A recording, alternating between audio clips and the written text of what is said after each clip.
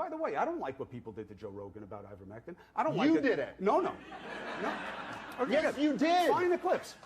Dude, find the clips. You shamed Joe Rogan. Find the you clips. said he's taking horse dewormer. You and Don Lemon were chuckling at each other about it. No, I'll go find first the of all, clips. you just saw the clips. I watched I'm it. not chuckling. I'm listening to Don. But No. The here's clip point. I'm talking about wasn't on there, and Here's- it's absolutely look, we there. were Here, do we have it? Hold on. Let's play the clip. Go ahead. Injecting drugs for animals and horse. And people telling them to. Oh, my God. What person? You know, you talk about, like, cancel culture and who to shame. Ivermectin, a dewormer, really? They are shaming themselves. That's No one what it has is. to shame them. They're shaming themselves. So you're taking a dewormer right now. This Chris, you can't apologize for that. You weren't being clear that it was this, right. and you know that, dude. You're being so dishonest right now, man. I'm not You being were talking dishonest. about ivermectin, the drug. You were not talking about this version of ivermectin. Come on. Joe Rogan is bigger than every single show at CNN combined and gets paid more than every single person at CNN combined. And he was 100% right about this thing through the entire time. No, he Listen, wasn't. yes, he No, he hold wasn't. Hold on. Okay. Hold on. Let me get this point out Tell here. me what he was right about. Okay, how about, you know what you just revealed last month on Pat's show about ivermectin? Yeah. Joe Rogan was saying that, and you were smearing him for saying that. Yeah. You literally said he's taking horse dewormer. Yes. He should be ashamed of himself. You pleaded with your audience to not take it. Yes. Then you come back around and you go, hey, Pat, you know what I just found out? Turns out this thing isn't for animals.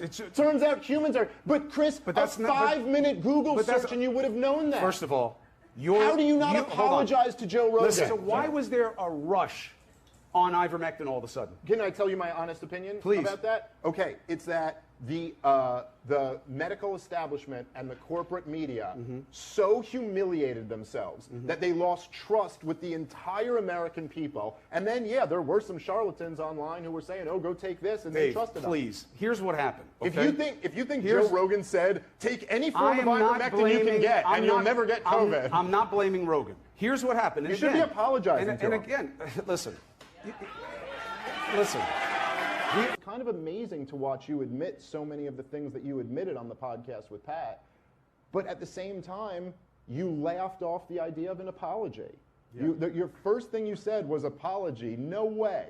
There's no way. And then you proceeded to go on to confirm what all of us had known for so long, but you, sir, were smearing people like us for having this view. You were, at the time when the COVID insanity struck, you were the #1 show at CNN.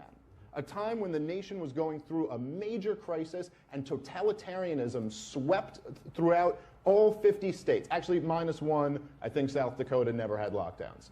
49 out of the 50 states went totalitarian. They didn't have lockdowns, but they did have a dog get killed at 13 months. I think that's what happened in South Dakota. So we got to get the facts. We'll keep It was going. something, I think Kim Jong-un was involved. Right, I'm not right. sure Something about the happened, yeah. details. Right. But during this moment, we really needed people, especially people who had a big platform. You were the #1 show at CNN, which is huge, almost as big as this show. And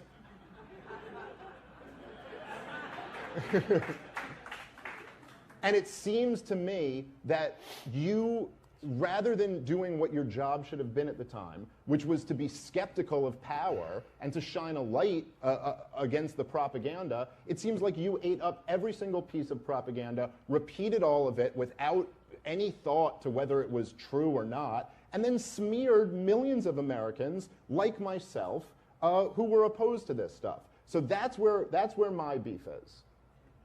Chris. I understand your beef. Why would I not apologize? An apology is when you say something that you shouldn't have said, that was wrong to say, that you said for bad reason, or you're trying to hurt. None of those apply. I hear your understanding of the pandemic. I don't agree. I lived it closer than you in many ways. Closer than any of you, probably, in many ways.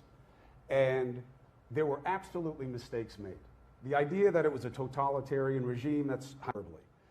All right, can I respond? Because Please. there was a lot there, so I want to try to respond to as True. much I of didn't it mean to as I flood can. the zone. No, We no, can no. take it one by one. We can go one by one. Okay, first of all, when I described the lockdowns that swept this nation in 2020 as totalitarian, just to be clear, I'm not being hyperbolic.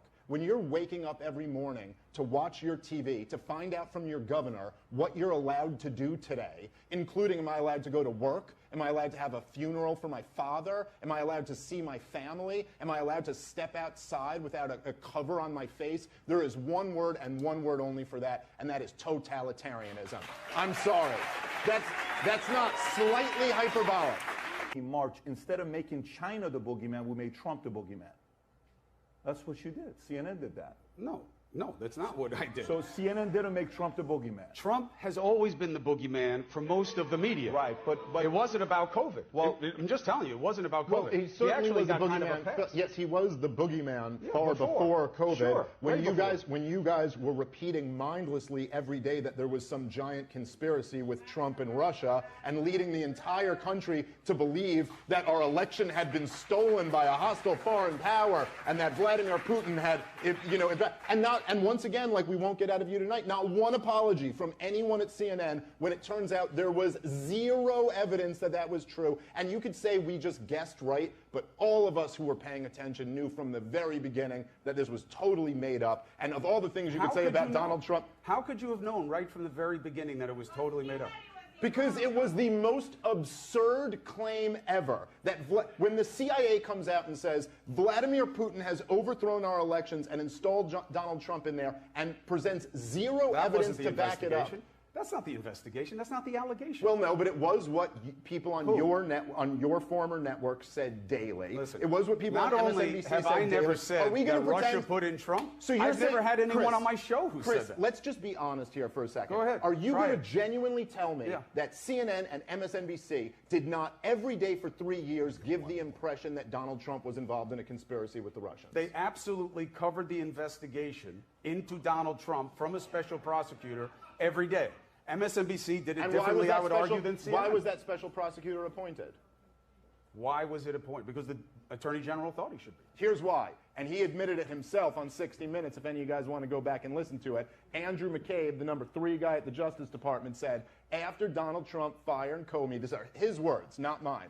After he fired Comey, they decided to try to invoke the 25th Amendment to remove him on the grounds that he was unstable. And they realized they couldn't get enough of his cabinet to do it, so they settled on a special prosecutor. That's why. Not a single one of them thought he was a Russian spy. Let me tell you something. Carter Page, the one guy who got in trouble from the FBI, as I'm sure you guys both know.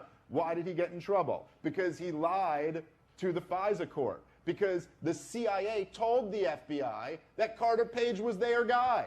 They knew he wasn't a Russian spy. The whole thing was complete nonsense just to frame Donald Trump so he couldn't get his agenda through. And CNN ran with it every single day. Unquestioning about the story itself. I don't see it the same way.